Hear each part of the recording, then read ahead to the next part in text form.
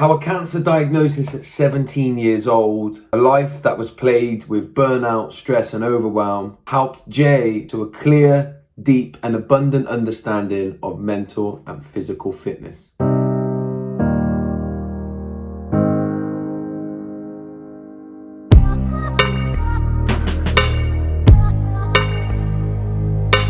Welcome back to Irrepressible, ordinary people with extraordinary resilience. In this episode, I'm speaking to the articulation king that is Jay.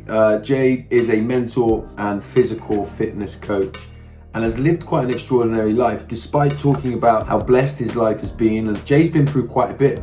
And in this interview, we kind of unpack what that looks like, his cancer diagnosis, and then the stress and burnout that he experienced as a teacher working within a school, and how that's kind of shaped the man that he's become today and the way that he lives his life. This is one of those episodes that has a lot of wisdom, a lot of key takeaways that we can actually take away and implement in our life. And I hope that you take as much from this episode as I did. Obviously, if this is the first time that you've ever been here, then please do make sure that you've subscribed and you've turned on the notifications so you know each and every time that we drop a new episode.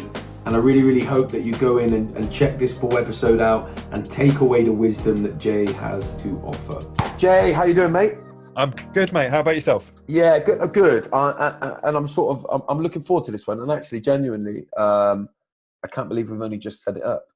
Yeah, it's been a long time coming, hasn't it? Yeah, it's one of those things. So why don't, rather than me do it, why don't you introduce yourself, tell everyone who you are and what you're doing in the world today? Cool. Well, as you said, I'm Jay, and I am a mental and physical fitness coach, speaker, and author. So what I help people do is to change their daily habits and routines. That's really my focus, so that they can level up their energy and their ability to kind of show up for their clients, because I work with a lot of coaches, but also their friends, their family, and generally just get a better quality of life. I'm a big fan of fitness, not for the sake of fitness, like a lot of it seems to be, but more of fitness so that you can actually get something from that. And I believe that the fitter you are physically and mentally, the more enjoyment you can get out of life. Yeah, and actually the content that you put out, and sort of having seen your content for quite a while, I think you do that a lot better than most that are out there. And I'm not just blowing smoke, but you actually do talk about it in a way that's feels like it would improve your lifestyle and your sort of general well-being, rather than people call it that a lot and then just show me how to get big muscles or show me how to eat certain food, right? Whereas you definitely look at the whole picture. Yeah, that's the thing. I mean, I've been through all the other stuff, you know.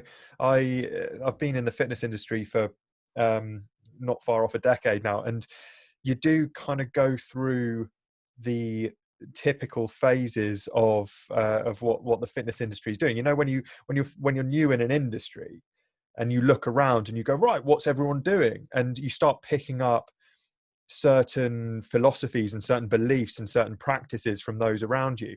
And it's only kind of through the years of experience and working with hundreds of different people and learning from my own experiences as well, that I realized that a lot of those philosophies and a lot of those practices within the fitness industry are quite oversimplified in a lot of ways.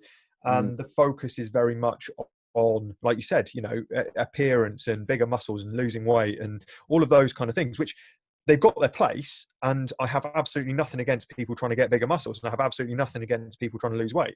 But that's just one piece of the puzzle. And you know, I was never a PT who had, because that's how I started out with personal training. I was never one of the kind of personal trainers with guns and pecs and six pack and all of that kind of stuff. So I'd look around and I'd see these other people, and I wouldn't fit in with that.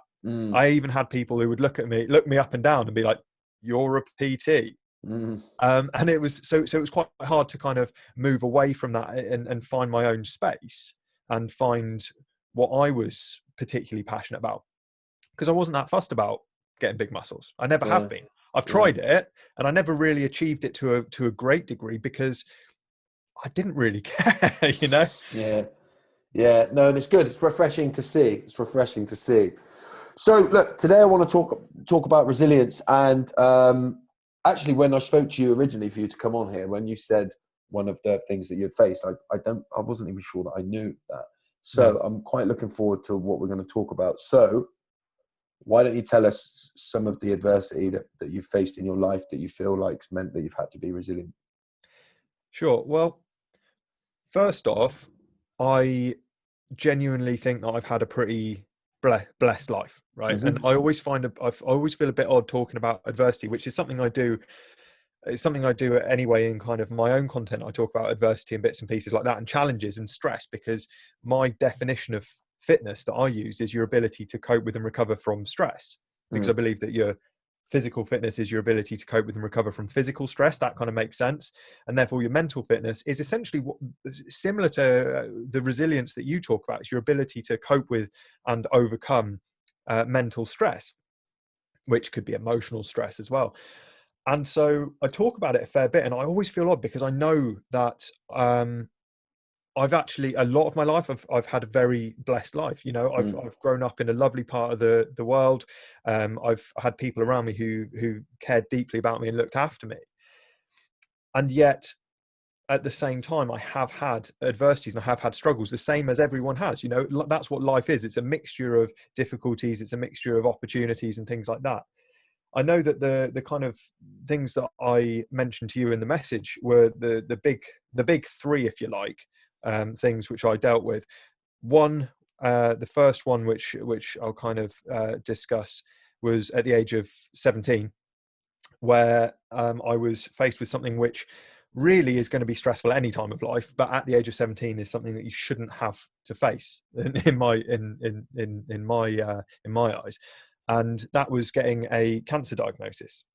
So I had I'd had a lump in my neck for a little while, and I used to use it just to freak my mates out, because I used to like pop it out from underneath my jaw, like poke Yeah, at them. yeah, I'd be yeah. like, "Oh, look at that," and they'd be like, "Mate, you really need to go and get that checked out." And eventually I did go and get it checked out, had to have various tests, had to have an operation, biopsy, all those kind of bits and pieces. And it wasn't really kind of getting any clear details of what it was. And eventually what it turned out was that it was lymphoma, which is a cancer of the lymph glands. And I actually had 3 tumors in my neck. One was Wow. at the surface. One was at the surface, which was the one that I'd been poking at people, turned out to be a tumor. And you just think, well, it's not funny anymore, is it?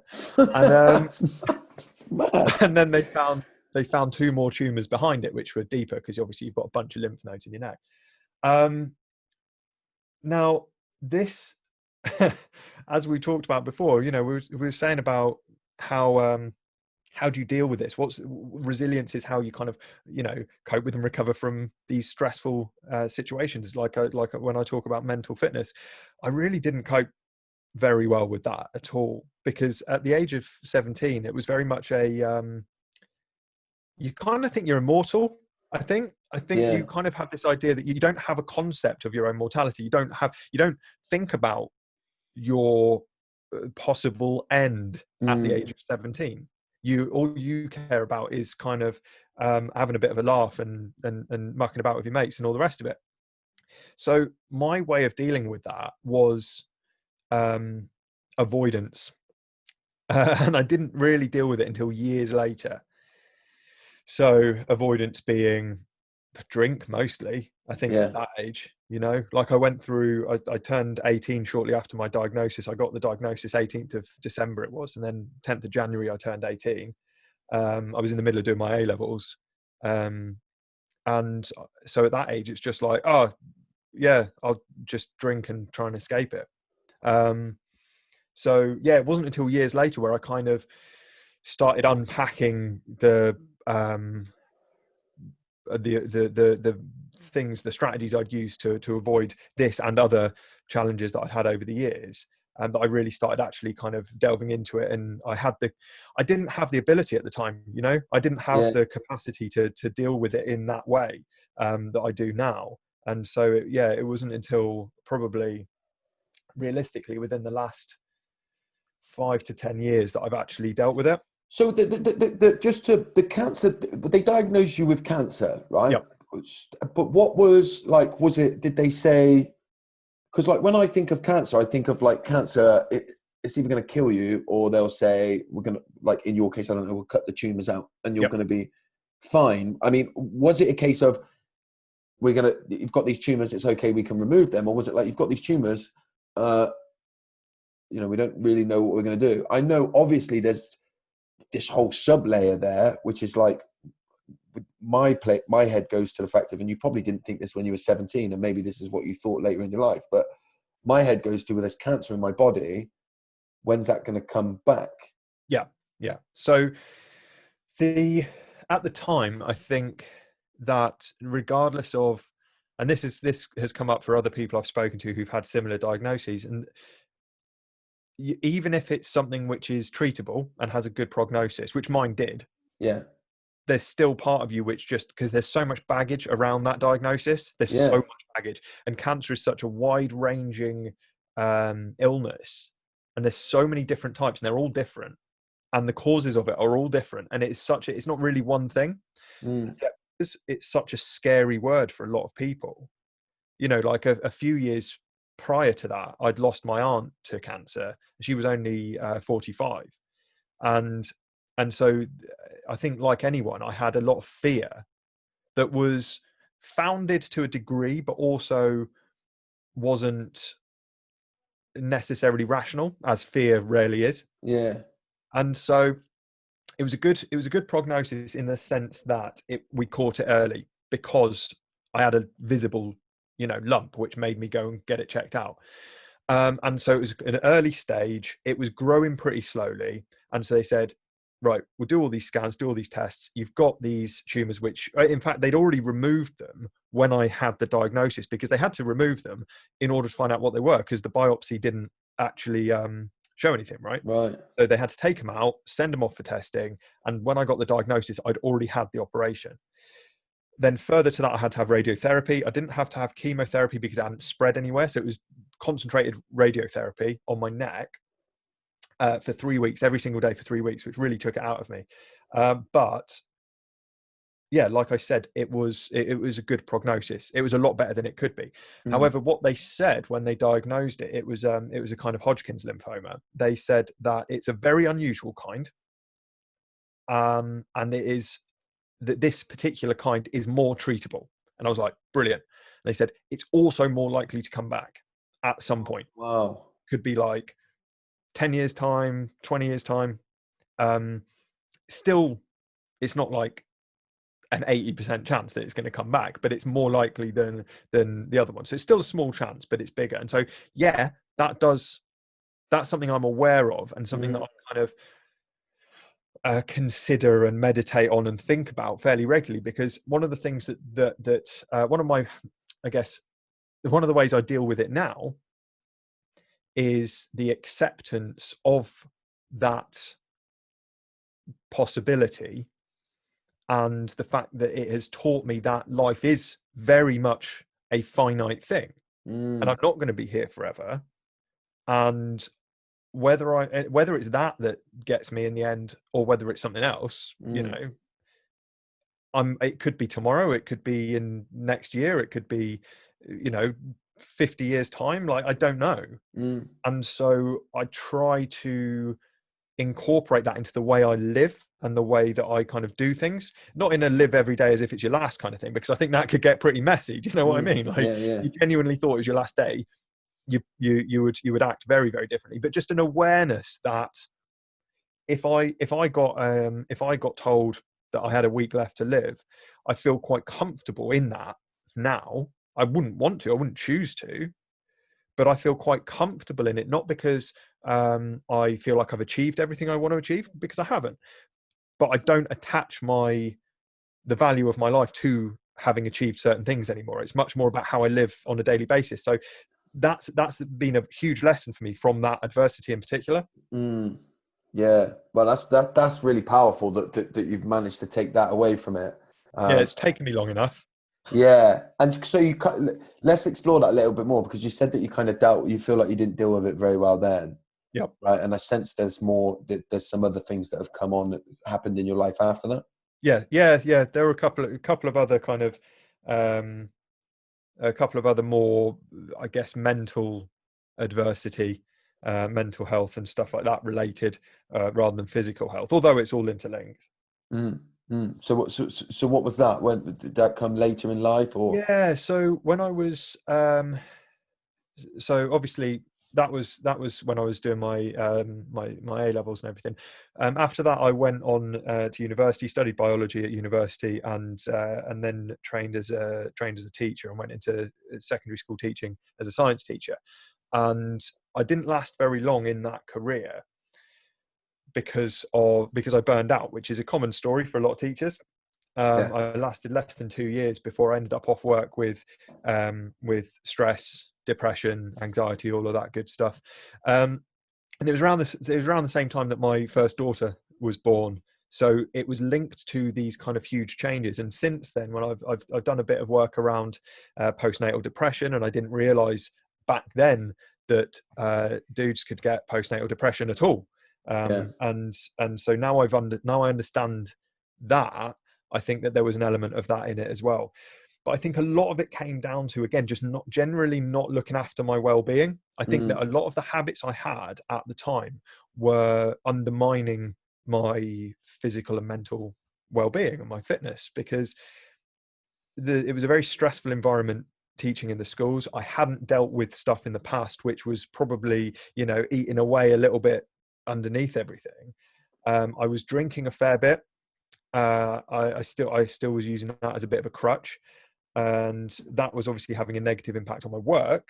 And I was waking up groggy, and so I was like surviving on coffee and eating rubbish because school staff rooms are full of cakes and stuff like that. I wasn't really exercising that much because I felt I didn't have time, and all of that kind of led me towards that kind of cliff edge of burnout, which happened in 2012.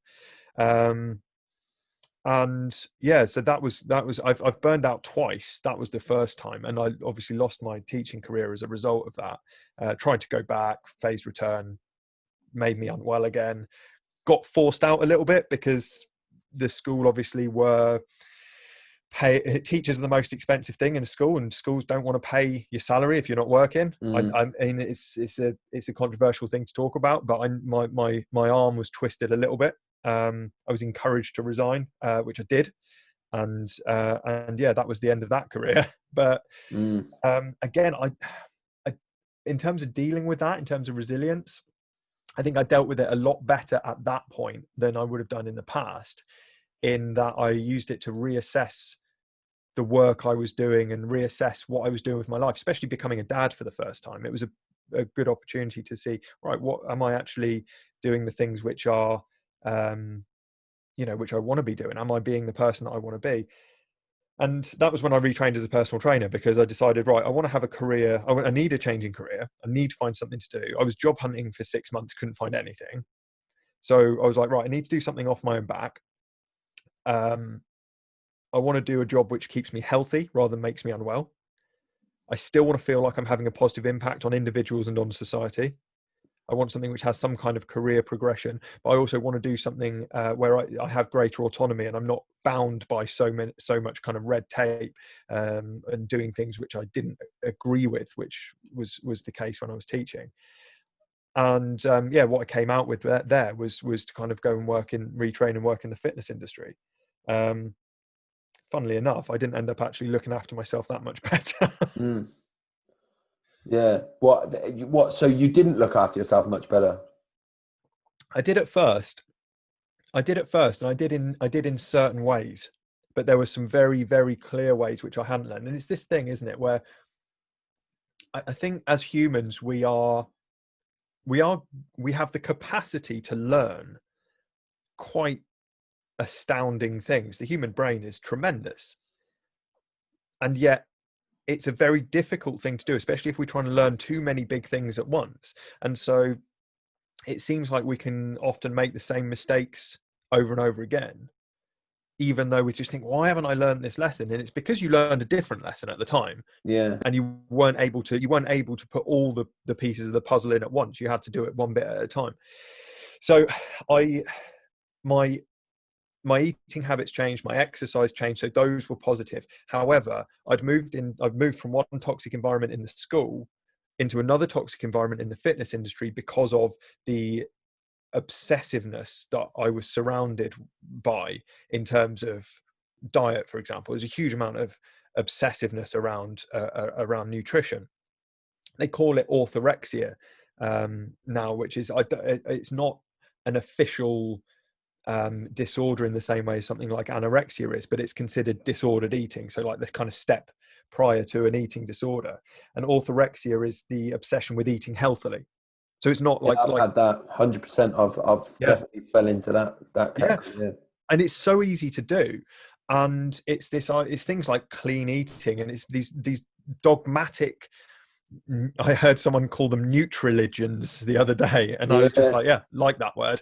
But it becomes dogmatic, and it becomes, there was points where I would find myself sat in the car outside a kid's birthday party that I'd taken my kids to, eating out of a Tupperware tub because I didn't want to eat the stuff that was at the party. And it's Yeah. just like, that's disordered, right? Yeah. Like, it may not be an eating disorder, but it's disordered eating. Just being, oh, I can't have that because it'll undo all my hard work. And so Yeah. I've gone from kind of one environment which was quite stressful to another environment which was stressful in a different way. So yes, I was more active. Yes, I was eating better, but mentally I was still putting myself under a huge amount of strain. And running your own business is the same thing. I had that pressure as well of finding clients. I owned a gym for a little while. My wife and I bought a gym. We owned that for a little while. Our second daughter was born while we had the gym. And again, like, my life just wasn't where it needed to be for that. So changes were made and I improved things, but there were still some things which drastically needed to shift at that point. Yeah. So what happened then? And how have you, because, today you show up as somebody quite balanced, quite, I don't know, well-rounded, would I say? Some of the things that you've described in terms of sort of, I was going to say, abandoning yourself or not keeping up with certain parts of your kind of health in the way that you should. What are you doing? What have you done since these days, or what are you doing today in order to keep that at a level that's more healthy, for want of a better term? Well, the second burnout that I had, which was 3 years ago, where I lost, we'd already sold the gym and I lost my personal training business. I had quite a lot of personal training clients and also online coaching clients. And I burned out again. I burned out because I wasn't looking after myself. I was putting all the focus on, I need to look after my clients. I need to grow my business. I need to provide for my family. And so I wasn't looking after myself in the way that I should have been. Yes, again, eating better, exercising pretty regularly, rest probably not nowhere near enough, Yeah. self-care in general, and allowing myself to kind of understand my emotions, definitely not. It was very kind of blinkers on, head down and graft. And I ended up burning out then. And the big difference with that time was post that 6-month period of emotional desolation, or whatever you want to call it. Love that term. Yeah. Yeah. And so that was kind of from the summer in 2017 into the winter. And we moved house in that time as well. We moved from Paynton, where we were living, to where we're living now, near Totnes. So not far away, but very different environment, which helped me kind of recuperate and come out of the situation I was in. It's a very calming place that we're in now. I'm not a spiritual person in the traditional sense, but I'm quite spiritual in terms of being connected to your surroundings, and it's a beautiful area to live. And I think that helped a lot. And as I came out of that, I thought, right, this is an opportunity for me to learn some more lessons again. And I started putting together almost a philosophy around mental and physical fitness. This is where this kind of what I'm doing now was born out of that last burnout. And yes, the lessons of previous challenges as well, but it was really the catalyst was this kind of situation. And I thought, I need to learn how to not only recover from this, because it was quite a significant thing, and it was triggered initially by, or it happened around the same time as actually a relapse scare from the lymphoma. And that obviously nosedive in terms of my mental health, because I was going through all these tests because they thought it had come back, and that brought back a lot of stuff. That brought back a lot of stuff. So combined with the burnout, it just kind of all condensed into this really challenging few months. And so I thought, right, what I need to do is to be able to recover from this and get back to not necessarily who I was before or what I was doing before, but get back to onto a level that I need to be at in order to show up as a dad, as a husband, and all that kind of stuff. But not only that, but then to stay there and avoid this ever happening again. Yeah. And so I just started developing these strategies and started really reflecting on where I'd been and what had happened and what caused this, and on how am I feeling today. And there was a huge amount of self-discovery in this period. And so, yeah, I developed this kind of this philosophy and these particular strategies, which were all focused around very small, simple daily habits, which had a very low, what I call motivation cost, which means that, you know, you don't have to, it doesn't feel overwhelming to do on a daily basis. And they were around things like movement and what you're eating, and rest was a big one that I started really including. Mental stimulation, connection with surroundings, whether it's spiritual or whether it's, or rather whether it's traditionally spiritual or whether it's kind of more scientific. Like I am a bit of a Carl Sagan spiritualist, where you're connecting with the universe. Yeah. And all of these different kind of elements and all of these different facets of a philosophy which allowed me to become more resilient, essentially. And as it worked for me and I came out of this, I realized that it was something that I could incorporate into working with other people. And because I'd lost all of my clients, it was like a bit of a fresh start thing. I went through all these kind of different iterations as I was recovering, trying to do this thing, working solely with parents on their fitness and stuff like that. I had all these other ideas. I went back into employment for a while. And what eventually came around is like, well, why don't I help people with the stuff that I've had to help myself with? Yeah. And it's had a tremendous effect on the people that I have worked with when you really, because there's so much you cannot control. And this is the big thing. I think people try and control things which are outside their control. And often the adversity that people face is as a result of external circumstance, which is not their fault. Yeah. It's their responsibility to deal with, but it's not their fault. And I think people get muddled up and think those two words mean the same thing. And so when I got diagnosed with lymphoma, that wasn't my fault, but it was my responsibility. When I had a burnout as a teacher, elements of what I'd been doing were my fault, but the situation I was in and the struggles I had within that management structure were not my fault. However, it was my responsibility to then deal with that burnout. And when we can separate ourselves from the things we can't control, when we can accept those things and as chaos, essentially, which is what it is, the universe is chaotic. The natural state of everything is just chaos. And when we can separate ourselves from that and instead focus on what we can control, that has helped me hugely in terms of resilience. Because, like, let's take this year, for example. It's been so chaotic. It's been so much uncertainty. And it's led to a huge amount of struggles in terms of people, whether it's emotionally, financially, whatever. There's been so many struggles. But we can't control the nature of what's happening in the world. The only things that we can control at its most base level is our daily, what we do. It's our habits, it's our routines, it's what we go about on a daily basis. Our actions are the only things that we can, that we have that kind of handle on.